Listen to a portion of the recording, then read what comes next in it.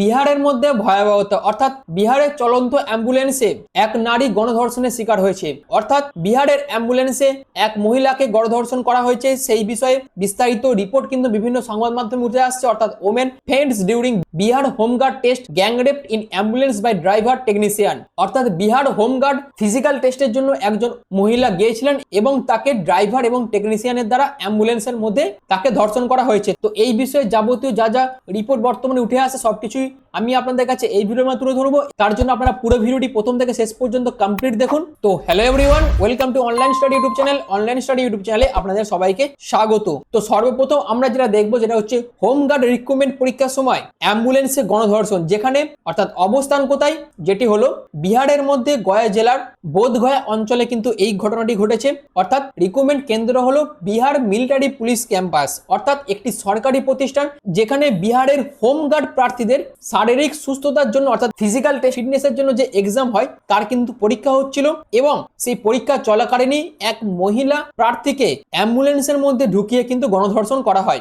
ঘটনার তারিখ হচ্ছে 24শে জুলাই 2025। আর এটি কিন্তু খুবই চাঞ্চল্যকর একটি বিষয়। তো এখানে ভিকটিমের বয়স হচ্ছে 26 বছর। তার পেশা কি না, বিহার হোমগার্ড নিয়োগের জন্য তিনি পরীক্ষা দিয়েছিলেন এবং পরীক্ষা হয়ে যাওয়ার পর যে ফিজিক্যাল টেস্ট হয় সেই টেস্টের জন্য সেই আবেদন প্রার্থী গিয়েছিলেন এবং শারীরিক পরীক্ষা যখন হচ্ছিল অর্থাৎ ফিজিক্যাল টেস্ট যখন হচ্ছিল তখন তিনি প্রয়োজন সম্ভবত ক্লান্তি বা জলশূন্যতার কারণে তিনি অজ্ঞান হয়ে যান এবং তাকে কিন্তু সঙ্গে সঙ্গে অ্যাম্বুলেন্সের মধ্যে তোলা হয় এবং সেই অ্যাম্বুলেন্সের মধ্যেই কিন্তু ড্রাইভার এবং টেকনিশিয়ান মিলে তাকে কিন্তু গণধর্ষণ করে। তো ভারতবর্ষের মধ্যে এই ধর্ষণ কিন্তু একটি মহামারীর মতন পর্যায়ে পৌঁছে গেছে, যেখানে একজন ডক্টর থেকে শুরু করে একজন চাকরি প্রার্থী থেকে শুরু করে একজন নার্স থেকে শুরু করে কেউই কিন্তু এই মহামারী থেকে বেরোতে পারছে না। আর এটি কিন্তু খুবই উদ্বেগের একটি বিষয়, যেখানে সেন্টার থেকে শুরু করে স্টেট থেকে শুরু করে একের পর এক আইন নিয়ে আসছে ধর্ষণের বিরুদ্ধে, কিন্তু সেই আইন কতটা কার্যকর হচ্ছে সেই বিষয়ে সন্দেহ আছে। তো এরপরে আসবো এই পুরো যে ঘটনাটি ঘটেছে,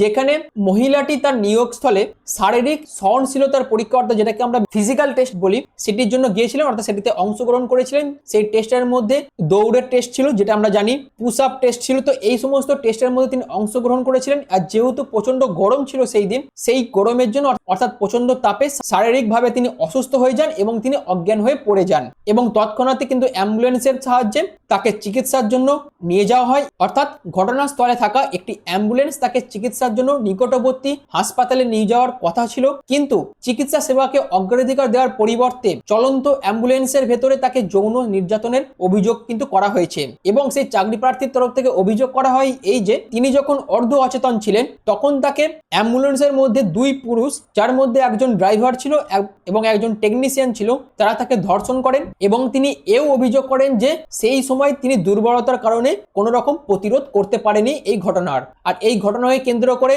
সেই প্রার্থীর তরফ থেকে কিন্তু এফআইআরও দায়ের করা হয় এবং হাসপাতালে পৌঁছে পূর্ণ জ্ঞান ফিরে যাওয়ার পর মহিলাটি তার যন্ত্রণার কথা বর্ণনা করেন এবং বোধগয়া থানার তাৎক্ষণিকভাবে আইপিসির 376D ধারা এবং প্রযোজ্য ক্ষেত্রে SC/ST আইনের প্রাসঙ্গিক ধারার অধীনে একটি প্রাথমিক এফআইআরও কিন্তু দায়ের করা হয়। তো এই হচ্ছে পুরো ঘটনার বিবরণ যেটি আমি আপনাদের কাছে তুলে ধরলাম। আর এই পুরো ঘটনাকে কেন্দ্র করে পুলিশের তরফ থেকেও কিন্তু অ্যাকশন বর্তমানে নেওয়া হয়েছে, যেখানে চালক বিনয় কুমার এবং টেকনিশিয়ান অজিত কুমার দুজনকে কয়েক ঘন্টার মধ্যে গ্রেপ্তার করা হয়, যেখানে পুলিশ ভিকটিমের বক্তব্য, হাসপাতালের রিপোর্ট এবং প্রাথমিক চিকিৎসা পরীক্ষা এবং যে সমস্ত রুটের মধ্য দিয়ে এই অ্যাম্বুলেন্সটি গেছে সেই সমস্ত রুটের সিসিটিভি ফুটেজ এবং অভিযুক্তদের কল রেকর্ডের ডিটেলস সেই সমস্ত তদন্ত করেছে এবং সেই তদন্তের উপর নির্ভর করে চালক এবং টেকনিশিয়ানকে কিন্তু গ্রেপ্তার করা হয়েছে। আর এই পুরো বিষয়টার পেছনে বোধগয়া থানার ইনচার্জ মনোজ কুমার বলেন, এখনো পর্যন্ত পুলিশি তদন্তে গণধর্ষণের ঘটনা মাত্র 2 জনকে জড়িত বলে জানা গিয়েছে, যদিও ভুক্তভোগী 3 থেকে 4 জনকে অভিযুক্ত করেছিলেন। আরো তদন্তে যদি আরো ব্যক্তি জড়িত থাকে তাহলে তাদেরকেও গ্রেপ্তার করা হবে। আর এটি হলো বোধগয়া থানার ইনচার্জ মনোজ কুমারের বক্তব্য।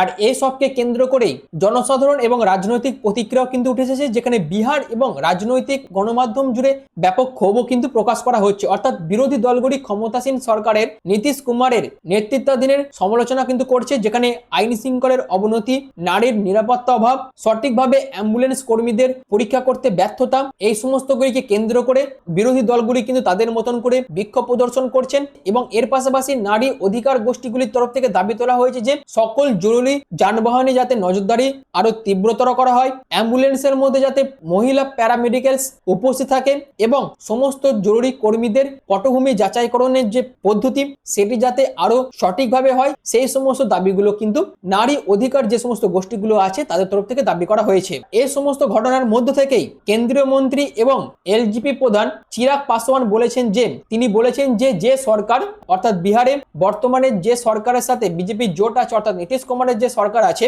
সেই সরকার অপরাধ নিয়ন্ত্রণহীন হয়ে পড়েছে, তাকে সমর্থন করতে তিনি দুঃখিত। এছাড়াও বিহারে যেভাবে অপরাধ সংঘটিত হচ্ছে তাতে প্রশাসন অপরাধীদের সামনে সম্পূর্ণরূপে মাথা নত করে ফেলেছে, এটিও কিন্তু পাসওয়ানের তরফ থেকে বলা হয়েছে। অর্থাৎ এই ঘটনার নিন্দার দাবি রাখে, কিন্তু আসল প্রশ্ন এটাই যে কেন বারবার এই ধরনের অপরাধ ঘটছে, আর এটি যদি চলতে থাকে তাহলে পরিস্থিতি ভয়াবহ হয়ে উঠবে। আসলে ইতিমধ্যেই তা ঘটেছে, যেখানে পাসওয়ান আরো বলেন যে নির্বাচনের আগে কেউ সরকারের বদনাম করার ষড়যন্ত্র দেখতে পেলেও আইন শৃঙ্খলা বজায় রাখার প্রশাসনের কর্তব্য। তো এই সমস্ত বক্তব্য কিন্তু চিরাগ পাসওয়ানের তরফ থেকে কিন্তু প্রকাশ করা হয়েছে। আর এই সমস্যাকে কেন্দ্র করেই যে গভীরতম সমস্যা উত্থাপিত হয়েছে অর্থাৎ নারীর প্রাতিষ্ঠানিক দুর্বলতা, যেখানে এই যে প্রার্থী তিনি সরকারের আয়োজিত একটি নিয়োগ কর্মসূচিতে অংশ নিয়েছিলেন শুধুমাত্র, যেখানে জনসাধারণের নিয়ন্ত্রিত পরিষেবা থাকা সত্ত্বেও দুর্বল তদারকির কারণে তিনি ধর্ষণের শিকার হয়েছিলেন, যেখানে জরুরি পরিষেবার অপব্যবহার হয়েছে অর্থাৎ অ্যাম্বুলেন্স যেখানে জীবন রক্ষাকারী একটি পরিবহন, সেই জীবন রক্ষাকারী পরিবহনের মধ্যেই এই ধরনের অপরাধ ঘটানো হয়েছে। অর্থাৎ যখন এই ধরনের পরিষেবাগুলি জঘন্য অপরাধের জন্য ব্যবহার করা হয় তখন এটি জনসাধারণের মধ্যে বিশেষ করে মহিলাদের মধ্যে অবিশ্বাস তৈরি করে। এছাড়াও কোনো রকম কোনো পর্যবেক্ষণ প্রোটোকলই কিন্তু এই সিস্টেমের মধ্যে ছিল না, যেখানে অ্যাম্বুলেন্সের মধ্যে কোনো সিসিটিভি বা জিপিএস ভিত্তিক পর্যবেক্ষণ ব্যবস্থা ছিল না। এছাড়াও চিকিৎসা তত্ত্বাবধানের অভাব, যেমন মহিলা নার্স বা পুলিশ এসকর্ট কিছুই ছিল না, আর তার জন্যই কিন্তু অপরাধীরা এই অপরাধ সংঘটিত করতে সক্ষম হয়েছিল।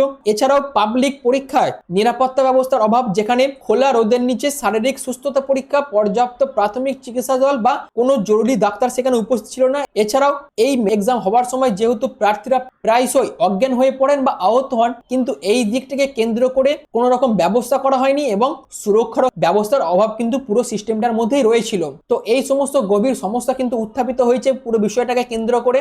এরপর আসি কেস স্ট্যাটাস, অর্থাৎ এই পুরো ঘটনাটির পেছনে কি হয়েছে না, গ্রেপ্তার করা হয়েছে ড্রাইভার এবং টেকনিশিয়ান দুজনকে গ্রেপ্তার করা হয়েছে, এফআইআর নথি সংগৃহীত হয়েছে। এছাড়াও মেডিকেল, সিসিটিভি এবং ওই ভিকটিমের কাছ থেকে সমস্ত তথ্যই কিন্তু পুলিশের তরফ থেকে নেওয়া হয়েছে। এর পরবর্তী পদক্ষেপ কি হতে পারে, যেখানে 90 দিনের একটি অভিযোগপত্র, যেখানে যৌন নির্যাতনের ফৌজদারি পদ্ধতি অনুসারে 90 দিনের মধ্যে আরো একটি রিপোর্ট কিন্তু পেশ করা হবে। এরপর ফাস্ট ট্র্যাক কোর্টে তার বিচার হবে এবং ক্ষতিগ্রস্ত সহায়তা প্রকল্পের অধীনে ক্ষতিপূরণও কিন্তু ভিকটিমকে দেওয়া হবে। এই হচ্ছে প্রত্যাশিত পরবর্তী পদক্ষেপ। এরপর আমরা যদি দেখি অতীতের এরকম ঘটনা ভারতবর্ষের মধ্যে আরো কতবার ঘটেছে, যেখানে সম্প্রতি 2023 সালে বিহারেরই আরেকটি ঘটনা, যেটা হচ্ছে বিহারের মুজফ্ফরপুরে 9 বছরের দলিত মেয়েকে ধর্ষণ, ঘন্টার পর ঘন্টা অ্যাম্বুলেন্সে অপেক্ষা করানোর পরে তিনি মারা যান, এইরকম ঘটনাও কিন্তু বিহারের মধ্যে ঘটেছে। 2018 সালে উড়িষ্যার মধ্যে অ্যাম্বুলেন্সে ধর্ষণ করা হয়, অর্থাৎ হাসপাতালে নেওয়ার সময় অ্যাম্বুলেন্স কর্মীরা নারীকে গণধর্ষণ করেন।